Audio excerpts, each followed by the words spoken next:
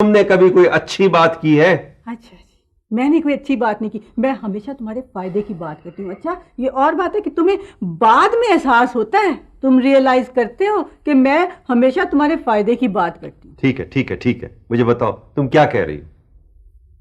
शमीम, ये जब से हमारे गेस्ट हाउस में कुछ मशकूक मशकूक से लोग आने शुरू हो गए हैं, मुझे लगता है कि ये नवीद और मुराद मिल के हमारे खिलाफ कोई साजिश ही ना शुरू कर दे। चलो, अब तुमने इन शरीफ लोगों पे इल्जामात लगाने शुरू कर दिए। तो ना सही। नवीद, नवीद, नवीद।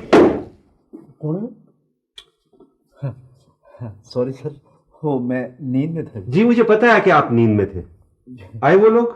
कितने लोग जी? मेरा मतलब कौन लोग सर? भाई जिन्होंने गेस्ट हाउस की बुकिंग करा रखी है। नहीं सर, उनमें से तो कोई भी नहीं पलटा जी। नहीं पलटा? ये कितने दिन हो गए बुकिंग कराए हुए?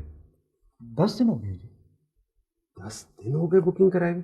यार जरा हिसाब तो लगाओ, ये 30,000 कितने दिनों का खर्चा बनता है? अच्छा जी।